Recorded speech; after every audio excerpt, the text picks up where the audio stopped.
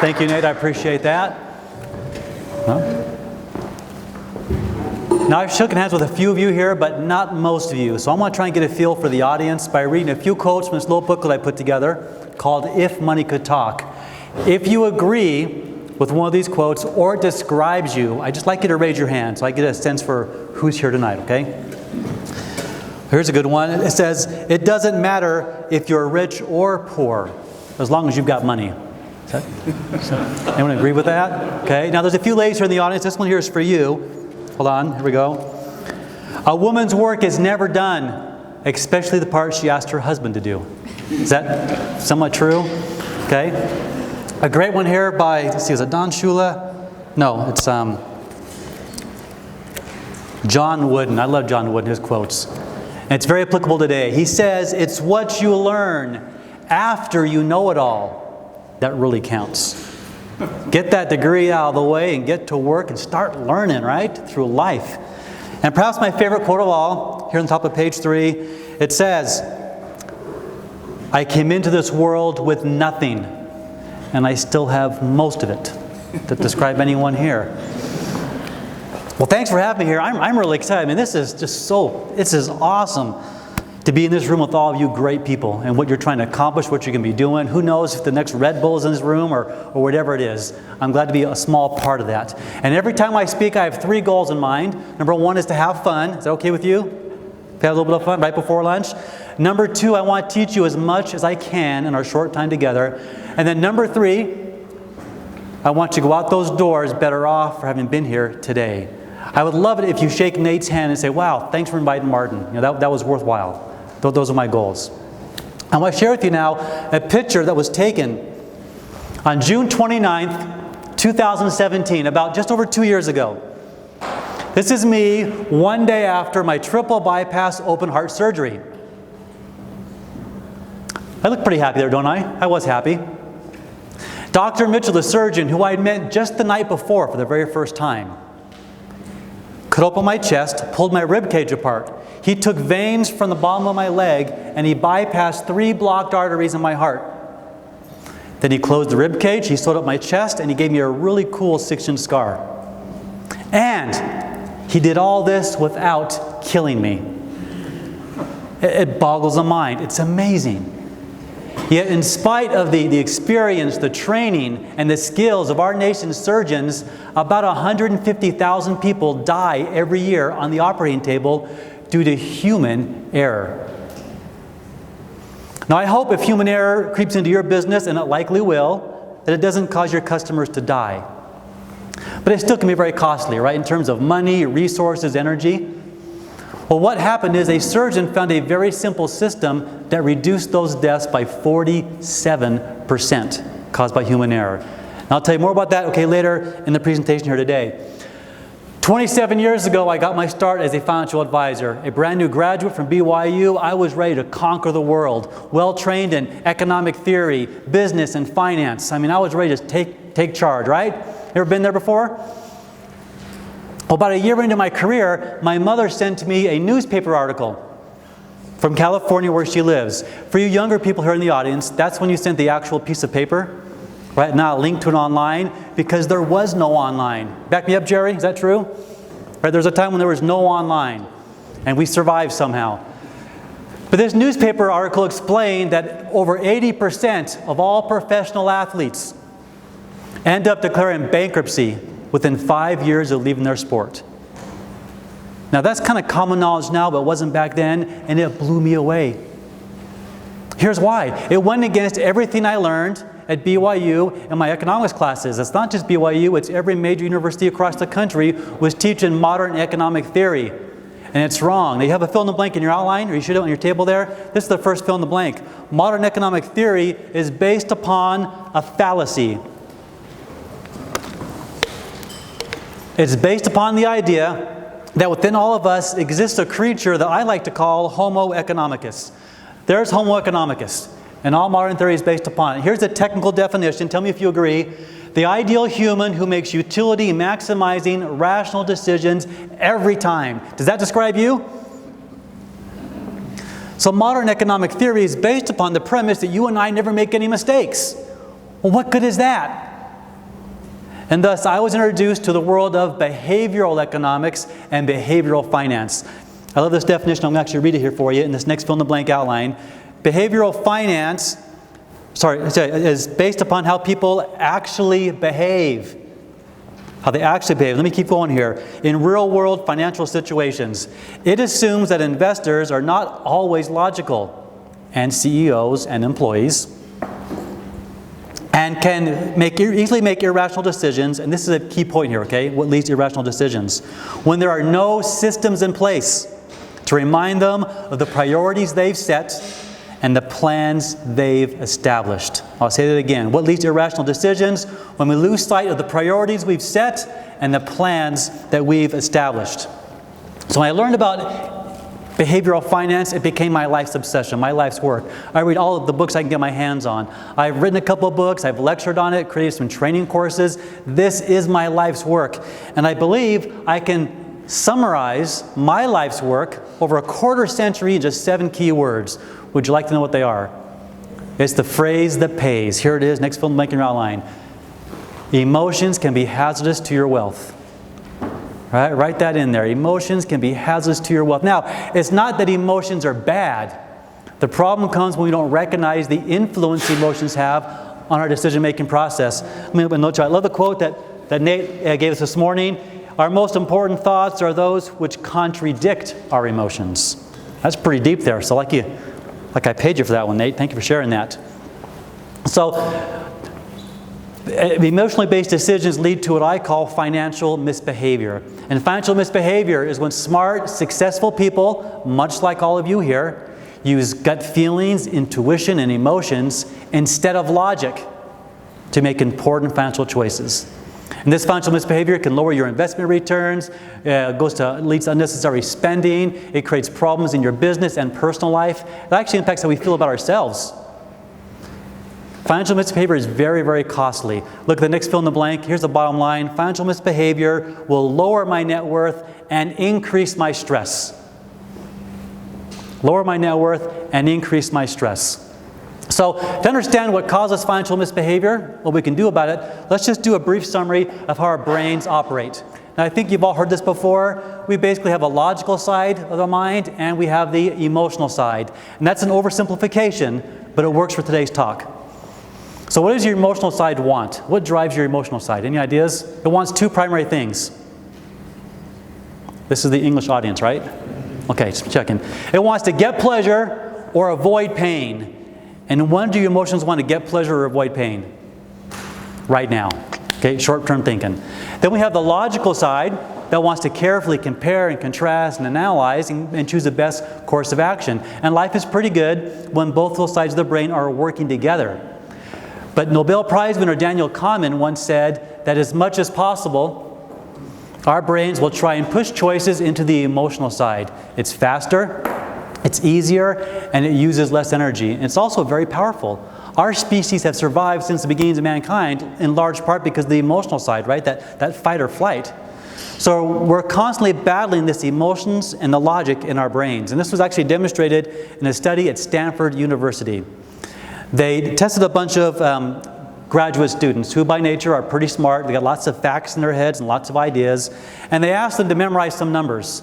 One group was asked to memorize 7 numbers. The other group, just 2 numbers. But that wasn't the real experiment. Okay, this was the experiment. As they walked down the hallway to report their numbers, there was a table set up with something to eat. And they said, "Hey, Nate, would you like some cake or some fresh fruit?" Any ideas which group chose the cake versus the fresh fruit? You're saying 7 numbers? Okay, I'm going to read directly from the professor's notes, his report. He said the students with 7 numbers to remember were twice as likely to choose cake versus fresh fruit compared to those only memorizing 2 numbers. The reason, according to Professor Shiv, is that those extra numbers took up valuable space in the brain. They were a cognitive load. And I'll repeat that a few times, cognitive load. In other words, the logical side was being overworked. He said, making it that much harder to resist a sweet dessert. In other words, the emotional side is so powerful and the prefrontal cortex, the logical side, is so overtaxed that all it takes is 5 extra digits and all of a sudden we want cake and not fruit. And he went on to apply this to the business world. I like what he says here. More importantly, I think it also explains why emotions often bubble up so much in negotiations. We think we have all the information rationally organized, and we prepare ourselves, and we get in that negotiation, we're at the table, we're trying to keep track of all the information, like those 7 digits, and all of a sudden emotions begin to creep into the process. And we do things that maybe we shouldn't have done. So let's now move on to some cool things from science. Hey, well, there we go, right there's the answers right there. There we go. Scientists now, neuroscientists, can take pictures of our brains while we're thinking. Do you want your brain being looked at while you're thinking? Maybe not all the time, right? And they discovered a few things. One thing is this. Just the mere thought of getting money will trigger the reward centers of our brain, and dopamine levels go up. So that means you don't have to get the money, but just thinking about getting the money makes you feel good. There was one particular study that compared the brain scans of cocaine users while they were using the drug. And it compared it to people expecting a financial gain. Turns out they're almost the same. It triggers the exact same parts of the brain. So in other words, you think about getting that big contract for the business or the financial reward, your brain is now operating like a cocaine user. Is that a good way to make choices? Maybe not, right? It might explain why even sometimes I buy a lottery ticket. Even though I know the odds of winning are about the same as being struck by lightning, hit by a meteorite, being bitten by a shark, and getting a hole-in-one on the same day. Ever happened to anyone here yet? It's a pretty large crowd. No? No one here? Okay.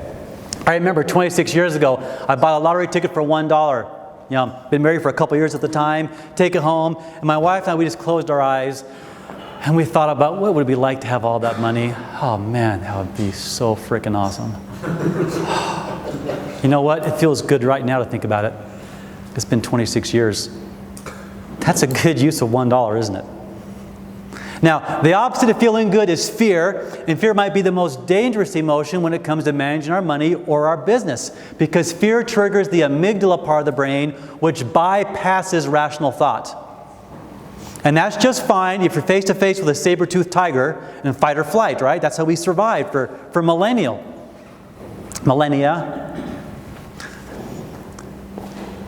But let's suppose that fear is triggered by a downswing in the stock market. Or maybe you lose that $1 million account you're hoping to get. It just, for whatever reason, dissipates. Or China will explode, whatever it is. Or there's some big major problem.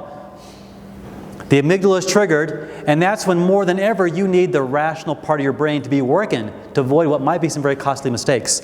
This chart right here shows us money going into and out of stock and mutual funds over a 10-year period. You see the two red ones in 03 and 09?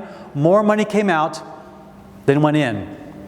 Both those years were the bottom of stock market downturns. They were great times to buy. They were horrible times to sell. And yet many people did exactly that. You all probably know someone like my client Dave, not his real name, okay? He's brilliant at what he does. He has a PhD, earns a high income, has all the appearances of success, and he is successful.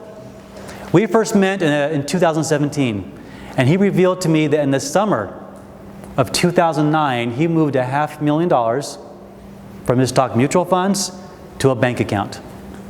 And here, Brett's laughing right here, right? And the money sat there ever since.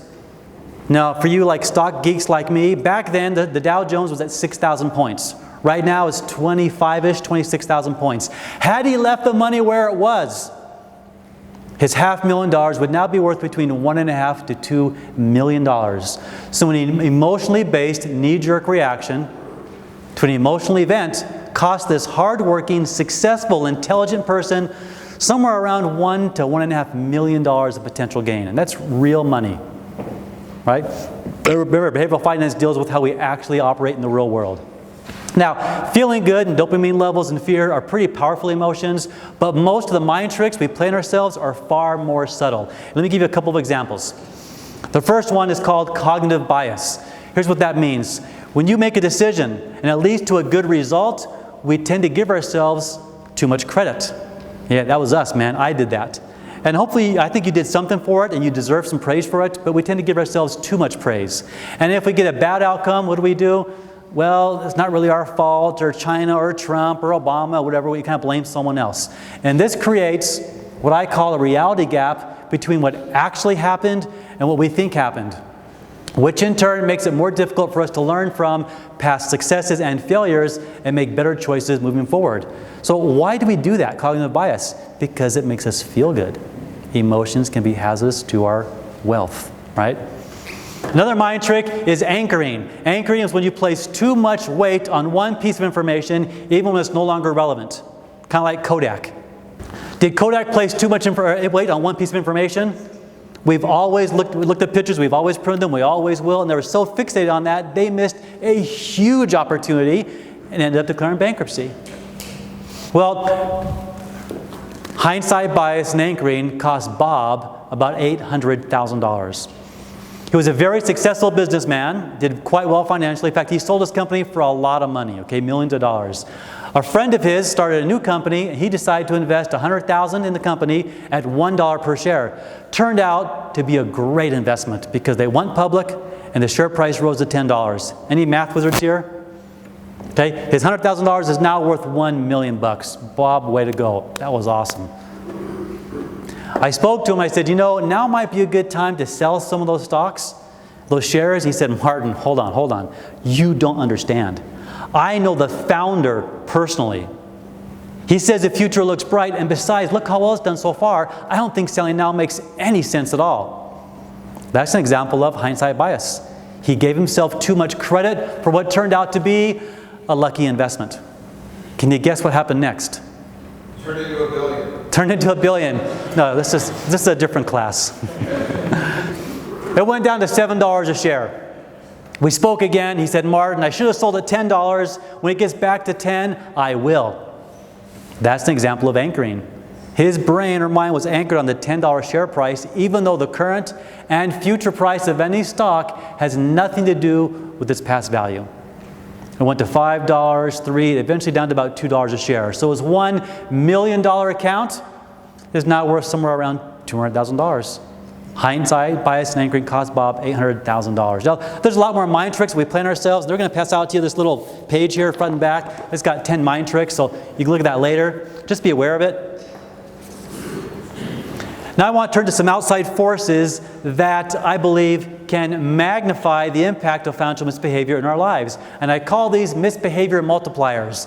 The first one for sure applies to everyone in this room. It's information overload. By show of hands, has your brain ever been tired? I'm going to wait till everyone raises their hand. No, it's okay. Yeah, and why does that happen? We are now being asked to make more decisions and more choices than ever before in the history of mankind. And our brain development has not caught up with it yet. For example, try buying a cell phone these days, maybe a drink at Starbucks or some Levi jeans, and you will be faced with dozens and dozens of choices that did not exist a generation ago. But what about this? How about fish crackers? That's a pretty easy choice, isn't it? What's the purpose of fish crackers, by the way? Why do you buy these?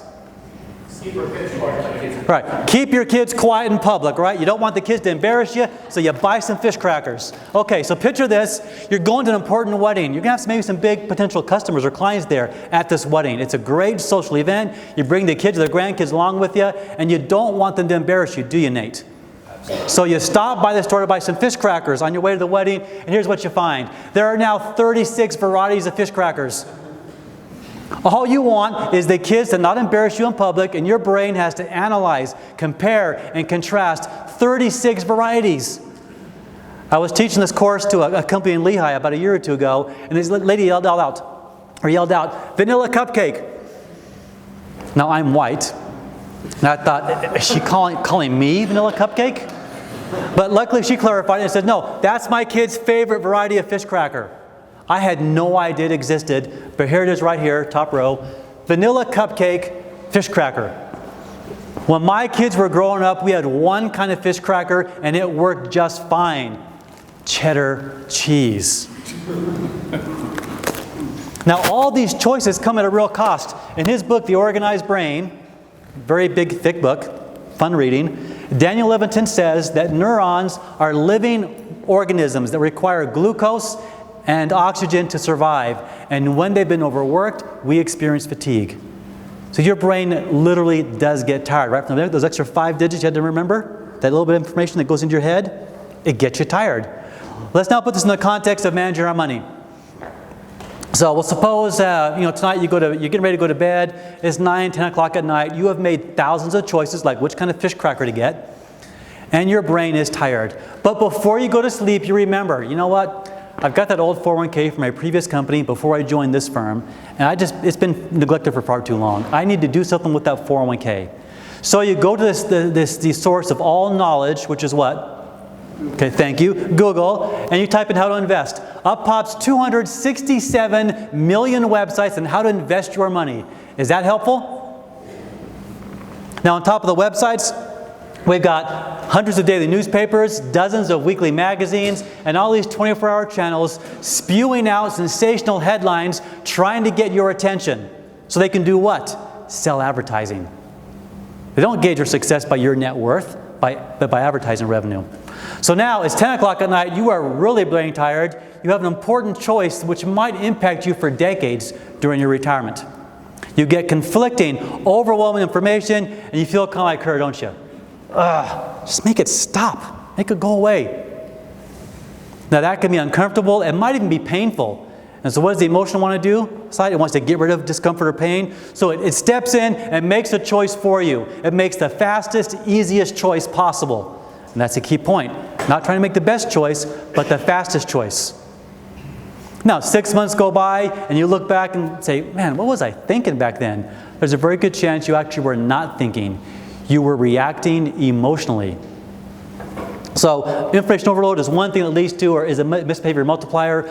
Another thing is something I call sudden wealth syndrome. That's when you get a whole bunch of money all at once. It might be through inheritance, maybe a legal settlement, or, I hope in your cases, you sell your business and get a bunch of money, right? I was on a golf tournament one time. I was helping at a golf tournament, and someone told me their friend's story. He was 25 years old, and unfortunately his mother passed away. He was a sole heir, and he got $900,000 as his inheritance. All his financial problems are solved, right? And you're shaking your head no? Okay. Within 2 years, the money was gone. He was living in his friend's parents' basement and working as a waiter at Chevy's. This guy in the golf course told me that what his friend did was he bought an $80,000 truck, some expensive motorcycle, took a bunch of friends on a cruise, and he basically blew about half the money in the first year. But then he got smart. You know what, I better invest the rest. So he gave the rest of the money to a real estate developer and a building contractor, because back then everyone was making tons of money in real estate. This was in 2007, by the way. He's now a waiter at Chevy's. So if you ever go to Chevy's, it's not here, it's nothing in Arizona, you say hi to him. Okay. There is no cure for financial misbehavior. It's part of being human.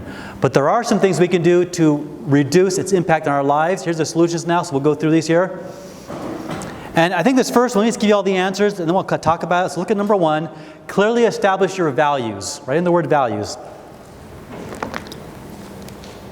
Set milestones in alignment with those values.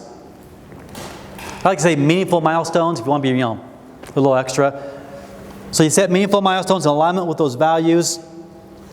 Evaluate your current situation, then create a plan to close the gap. Now we're going to kind of reference that for the other 7 solutions here in a moment. But I'm going to give you an example of my business as a financial planner. Most people, when it comes to managing money, be it advisors or people, here's what they do. They tend to look at where they are right now, and then where they want to be, and they calculate what it takes to close that gap. And that's necessary, it's important, but it's not very effective. In my firm, we do what Covey said, we start with the end in mind. In other words, we measure financial success not by your net worth, but rather by how money impacts the people and the causes you care about most. So start with your values. What's the most important things to you? What do you want your money to do for you and your family? Once you establish those personal values, then create some meaningful milestones in alignment with those values, and finally see where you are now relative to those goals. If you do a plan like that, it's far more effective. I'm going to assume that because you're with Tamarak, you already have a very good business plan in place. Is that a fair assumption to make? We hope so, right? Now, to make it even more effective, maybe revisit that plan and just make sure it's in alignment with your values and your team's values. Because that's what's really going to motivate you to do the work that's needed to achieve success. So that's our first thing, is have that plan. Now the second step right here, write this in there. I heard this at a conference 2 months ago. I love it. Learn less, do more. Learn less and do more. See, as human beings, we have a natural tendency to be curious. We want to learn and just keep growing. And that's great. But remember, number one, when you have the plan in alignment with your values, and you know the key things that need to be done, do that more and start learning less. Suppose someone has, and we'll just make up a number here, 50 units of smartness. We'll say it's me, okay? I got 50 units of smartness, and I actually use 30 of them. Now, Nate here's a real go-getter. So Nate, through diligent work and study and all that and learning, he grows to 100 units of information.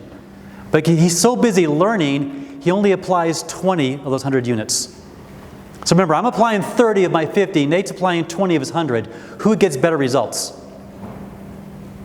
I will, right? With a C- average at BYU. I barely got out of there. Was glad to get that over with. Now I'm going to mention here several books, and if you want to, later today or tomorrow, I will email you an 8-page summary of these books or a link to a YouTube video summary of the books, so don't worry too much about it. But in the book Execution, Honeywell CEO Larry Bossidy said this, that most people do not think about execution, right, doing more, as a discipline or a cornerstone of a business's culture. And they must. So you want to succeed? Execute your business plan. Learn less, do more. He went on to say, from middle management all the way up to the CEO, a company's leaders must recognize execution as the most important collective set of activities in which they can engage. So, learn less, do more. Number 3, externalize things. This goes back to the book Daniel Levitin, Organized Brain. I'll send you a summary by YouTube if you want to. He says this, as much as possible, push information out of your brain, at least the logical side, free it up to do the hard work. There's a rumor that goes around, I've heard before, that Einstein one day was working at his university, and a colleague said, Mr. Einstein, can I have your phone number? He said, no problem. And he went to the phone book to look it up. And his colleague was surprised and says, Mr. Einstein, you don't know your own phone number? He said, no, I don't. Why would I want to memorize something, put that in my head that I could easily find somewhere else? He was pretty good, Einstein, with his mind, wasn't he? And fairly effective, did some good stuff.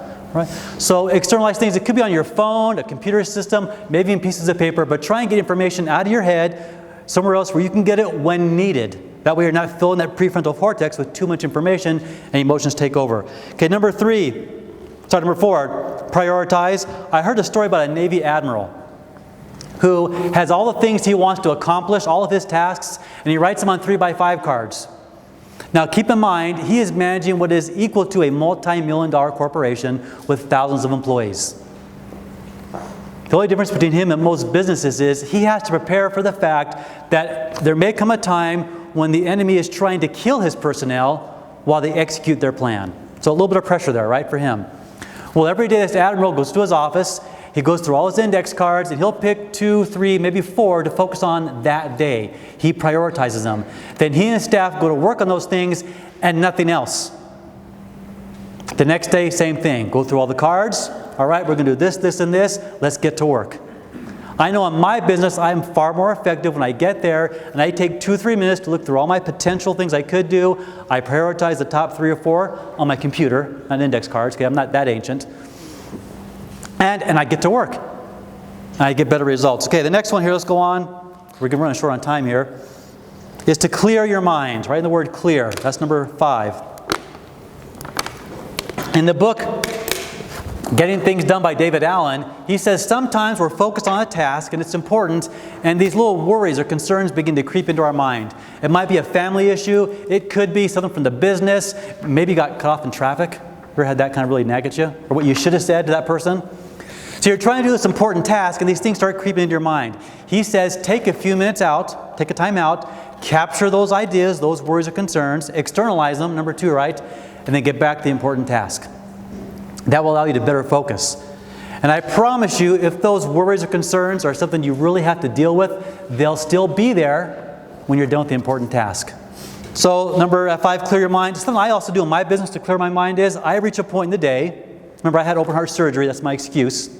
It's getting like thinner and thinner with my wife. She says, Martin, cut the grass. I had open heart surgery. It's 2 years ago. No sympathy here from this room? Okay. But there are times in the day when I'm getting a little bit too tired. My brain is losing focus. It's getting kind of hazy. And I will do this. I say, Alexa, set a timer for 10 minutes. I put my feet on the desk and I close my eyes. Now what usually happens is whatever I'm working on, I actually get additional clarity. I'm still thinking about it, but like from a different vantage point. It's amazing what happens just by closing my eyes and putting the feet on the desk. And more often than not, I will actually open my eyes and get back to work before the 10 minutes are up. It's usually 4 or 5 or 6 minutes. So clear your mind. Maybe you go for a walk or look at pictures of your grandkids or whatever. You know, I gave the little example right here of these fist crackers. It makes a good point, but in part it was to give your brains a small mental break during my presentation so we can get back to work. All right, that's number 5. Where are we on next here? Okay, number 6 is to focus your attention. This is from the book, The Myth of Multitasking.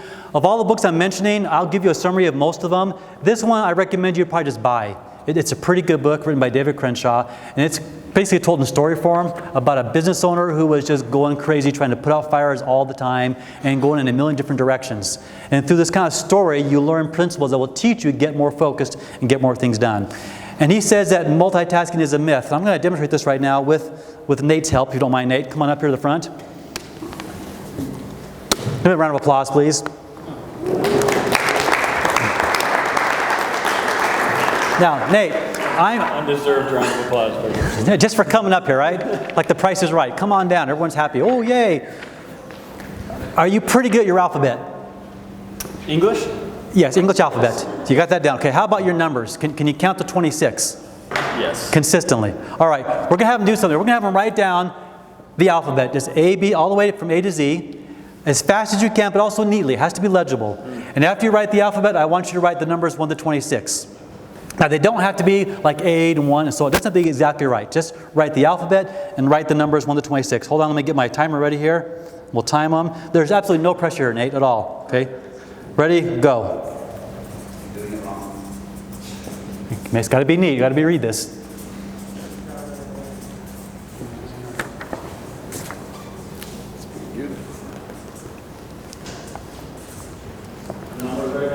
Numbers.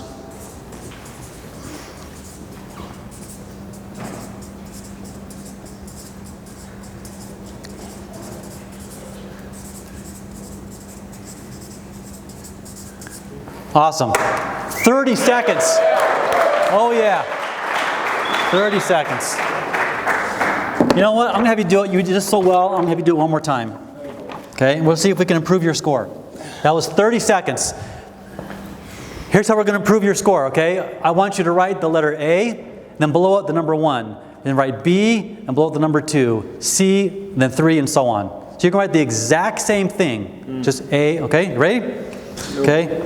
Hold on. Stop what? Okay, reset, and go.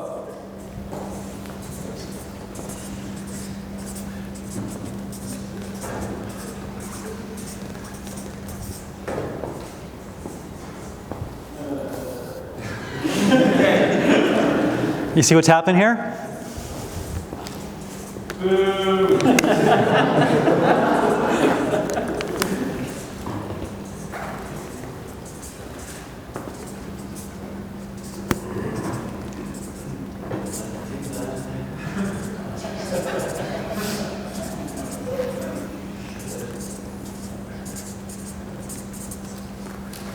All right.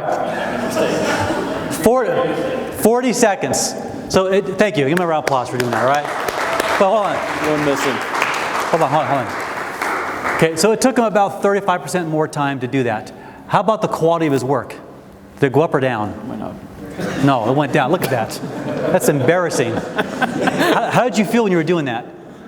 Self-conscious, probably. Were you a little flustered the second time around? Yeah. Okay, less confident, I would less say. confident. Yeah. That is a myth of multitasking. It takes more time to get the same things done and introduces more stress into your life. So do not multitask. Focus on the key things. Thank you. Okay, we'll go on here now. Next one is 7. Use a checklist for critical procedures. That is how operating room deaths caused by human error were reduced by 47%. A simple checklist. Like, for example, is this the right patient? Yeah, you laugh, right? I met Dr. Mitchell the night before. He had no idea who I was. He could have easily mistaken me for someone else. They would say, is it the right leg or the left leg? But what they found is a simple checklist had a huge reduction in human-caused deaths. And at first, the surgeons were absolutely against this, because they think in intelligence they're next to God. They know everything. How can a checklist help me? But when they saw the results, they got on board. And speaking of getting on board, the modern-day checklist, as we use it, and this isn't the book, the Checklist Manifesto, was developed when they came out with the B-17 bomber in the Second World War. It was the most advanced airplane at the time, very complicated airplane. They had well-trained, skillful pilots, but far too many accidents were happening.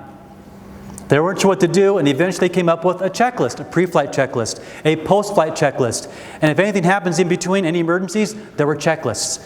Do you remember Captain Sullenberg? Miracle on the Hudson, right? So he takes off from the airport in New York City, and immediately his two engines are knocked out by a bunch of birds. Can you imagine how emotional that is? Here's what he did. Him and his co-pilot immediately went to a checklist. They went through the checklist, which told them the best course of action is to land in the Hudson River. And they saved everyone's life by doing it. So the real hero of the story is the checklist. I'm just kidding, not really. Okay, not really. It is Captain Sullenberg for putting the emotions aside and using the checklist. Okay, number 8 here, track key metrics. Track key metrics, I would say every day and every week. My partner and I, we track 12 key things in our business. And every day we report them. He actually now lives in Virginia. I'm here in Utah. Every day I send him a text. I got 12. I got 5. I got whatever I got that day. It doesn't matter what they even are for your purposes. But we track key things. There's a great quote in this little book right here by Don Shula. He says that success is not forever and failure is not fatal. You're going to have good days and bad days. So if you land that multi-million-dollar account, what's the best thing you can do? Get back to work. Track the key metrics. Get back to work. You lose the $1 million account. What's the best thing you can do? Get back to work. Track the key metrics. Let me try and kind of summarize right here and give you a few more things you can think about or do. But first of all, have you had some fun here this evening or this afternoon, I hope? Right, you've learned some things. Maybe you're thinking a little differently about how our minds operate. Okay, we just scratched the surface here today. But to make it easier for you, if you want more information on this topic right there, it says, well, where's my little slide right here? You can send me an email, and I will send you a list of all the books I've mentioned. Most have PDF summaries or a YouTube link to a book summary. I'm happy to give it to you.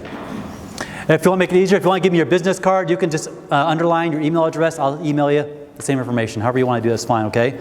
I would encourage you, if you want to, take 1 hour of my time, and I will give it to you. So everyone in this room, if you want 1 hour of my time, ask me any questions you want, reach out to me. Here's why I do that. Because I know about 2 or 3% of you will. The rest won't. For whatever reason, that's fine. So I feel pretty safe making that offer. I'm not going to be swamped by requests. I encourage, if you want to, train your company on these ideas. You can have me come in and talk to them. You could do it yourself, either way. And I also encourage you to take advantage of the roadmap experience. I do as complimentary for people in my office. And it will help you, and if you're married to your spouse, get in alignment with your financial goals and create that kind of really good, clear vision. It's a good experience to go through. Word of warning though, the reason I do that is about 1 out of 4 people do become my client. So the odds are against you becoming my client, but it is a risk that you may need to take, all right? I hope you agree now that emotions can be hazardous to your wealth and your business operations, and you will apply this information. Otherwise, you might end up like Jackie Mason, who once said, I have enough money to last the rest of my life, unless I have to buy something. So when we can learn to separate emotions from our financial management and our business management, you'll be on the pathway to a happier, more productive, and less stressful life. Thank you very much for having me here today.